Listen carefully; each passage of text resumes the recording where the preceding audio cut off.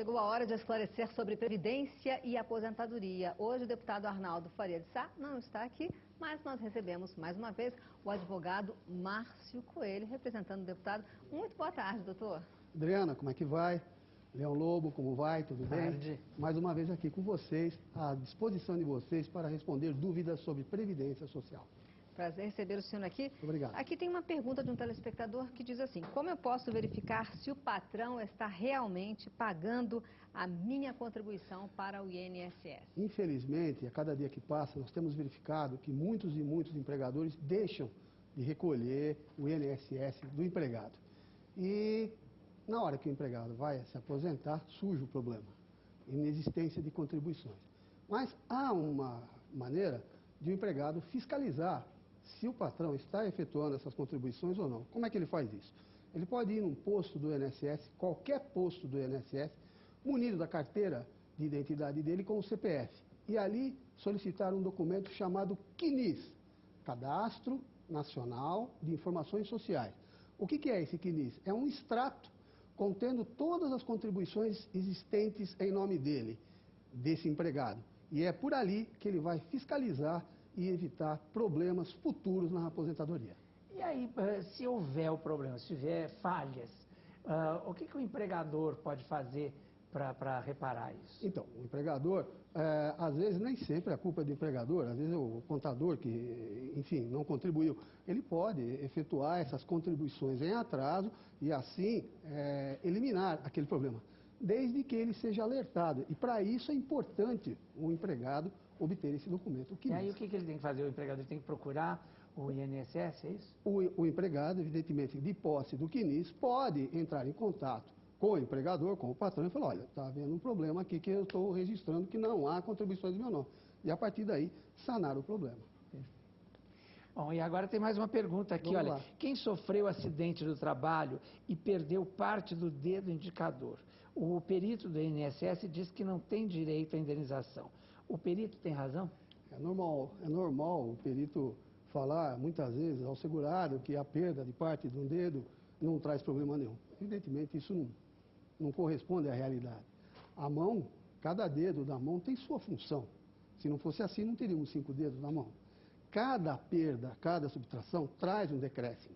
Claro. Não só pela perda em si, mas pela sensação de hiperestesia que dá na ponta do dedo amputado.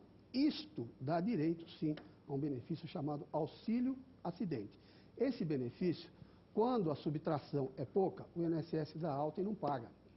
E fica tudo por isso mesmo. Isso me lembra até aquele coisa do programa humorístico que fala assim, isso porque não é no seu, né?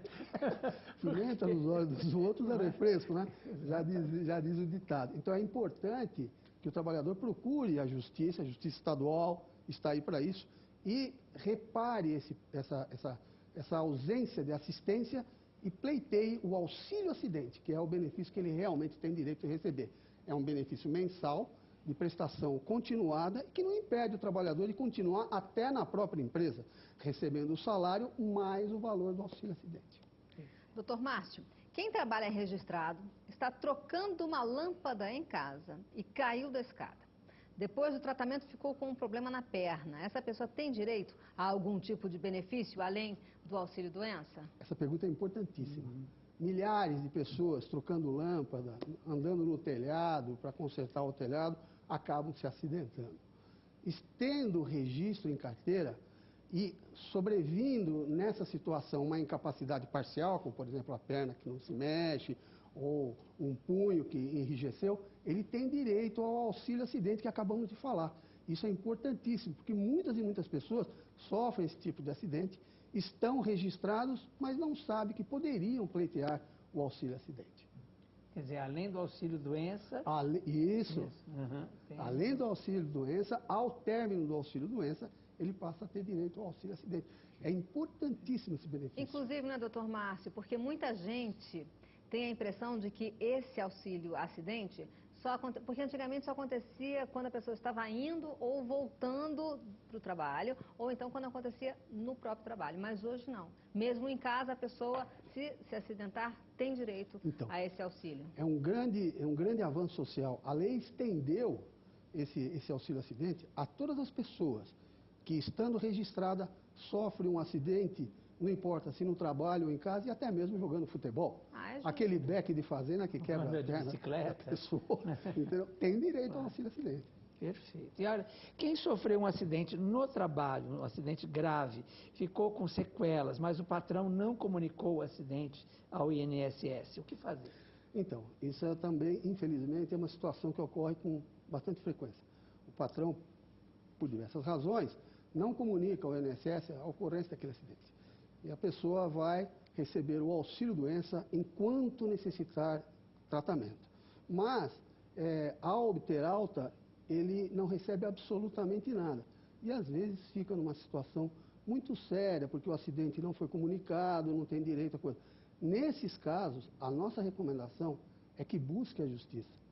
Entre com uma ação na Justiça Estadual e pleiteie o auxílio acidente ou, às vezes, até a aposentadoria por invalidez. Aí, no caso, se a pessoa não tem dinheiro para pagar um advogado, por exemplo, ela pode procurar a Defensoria Pública? Existe a Defensoria Pública nesses casos em que pode dar uma assistência a ele, orientação, até para saber se é Justiça Estadual ou mesmo Justiça Federal que vai cuidar do caso. Doutor Márcio, eu vou pedir licença para o senhor. A gente vai fazer uma pausa para um recadinho do Leão. Daqui a pouco a gente continua com mais perguntas.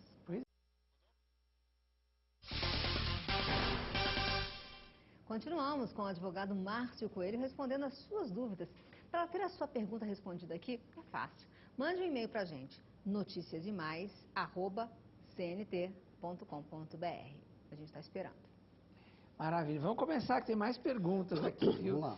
Doutor, olha, quem é empregada doméstica e gostaria de saber se já tem direito ao recebimento de horas extras, fundo de garantia por tempo de serviço e seguro contra acidentes de trabalho? Tem? Infelizmente, a lei, embora a lei já exista, ela não foi regulamentada. E, inexistindo regulamentação, esses direitos enunciados, seguro contra acidente de trabalho, horas extras, salário família, estão todos pendentes dessa regulamentação. De acordo com o deputado Arnaldo Faria de Sá, a expectativa é de que em mais ou menos 70 dias saia a regulamentação e essa lei comece a contar para valer. Ou seja, lá para maio, mais ou menos, abril, maio. Afinal, né? É uma coisa que já vem tarde, porque as empregadas domésticas são empregadas como qualquer outro. Né? É verdade. Perfeito. E, doutor Márcio, quem é deficiente física, não tem renda, nunca contribuiu para o INSS, viveu com a mãe até o falecimento dela, tem direito a pedir a pensão se a mãe for aposentada? Então, a maioria das pessoas supõe que a pensão só seria estendida à esposa ou ao marido. Não é verdade. Em casos como esse, quando a mãe recebe a pensão, mas a filha mora com a mãe, apresenta uma incapacidade, não trabalha e nem possui renda, no falecimento da mãe, ela terá direito à pensão, porque ela se tornou dependente da mãe em razão da deficiência e também pelo fato de não trabalhar. Só no caso de deficiência. Caso ele precisa ter uma deficiência. E aí sim passa a ter direito, à expectativa de receber a pensão. E se ela passar a trabalhar, ela não vai mais ter direito a essa pensão? Se ela passar a trabalhar, ela passará a ter a renda dela, né? E tendo a renda dela, aí já fica um pouco mais difícil, embora não seja impossível. Cada caso é um caso. Doutor, quem é enfermeira e desenvolveu problema na coluna, pois tem que auxiliar os pacientes no banho, né? Acomodá-los na cama, entre outros afazeres, é uma coisa típica mesmo de quem é enfermeiro. Trata-se de doença do trabalho, não é isso? Muito comum essa situação de enfermeiros, nós temos verificado um número muito grande de enfermeiros que, apesar da idade, já apresentam problema na coluna. E como você falou, Lobo, decorrente da profissão, acomodar o paciente no leito, ajudar no banho, isso exige esforço. É uma coisa repetitiva, né? Que você tem que fazer várias vezes. Esforço físico e posturas antiergonômicas, né? Em alavanca com a coluna. Normalmente, esse tipo de lesão se localiza na região lombar, aqui embaixo. E tem nexo, guarda nexo com a profissão. Muitas vezes diz, não, mas a pessoa já tem um problema na coluna. Pode até ter, mas esse tipo de situação agrava o problema e dá direito, sim, a um benefício mensal, o auxílio acidente que nós acabamos de falar, ou mesmo a aposentadoria por invalidez. E, doutor Márcio, uma pessoa com 65 anos de idade que poupou nunca contribuiu para o INSS, tem direito a algum benefício? Tem. Aí nós estaremos falando do amparo social. O amparo social é destinado àqueles que nunca ou pouco contribuíram, não atingem o número de contribuições suficientes, mas já teriam idade para se aposentar, como é o caso de 65 anos de idade. Essa pessoa tem direito a um benefício social, acabei de falar, no valor de um salário mínimo, mas há exigências de natureza econômico-social para que a pessoa consiga esse benefício, né? A pessoa tem que morar sozinha ou morar num grupo familiar cuja renda não ultrapasse 1/4 do salário mínimo por pessoa. É um pouco difícil, mas tem muita gente que se enquadra. O doutor Márcio, é 65 anos para homem e 60 para mulher? Não. No caso do amparo social, é 65 anos para os dois. E vamos fazer aqui um alerta sobre o maldito fator previdenciário, Não. como lembrando aqui o deputado Mas é Arnaldo verdade. Faria de Sá, que ele sempre aconselha as pessoas, se conseguirem, para pelo menos se aposentarem por idade, porque senão perde muito, né, com Perde. o fator previdenciário. Perde. O fator previdenciário está aí para reduzir muito o valor das aposentadorias por tempo de contribuição.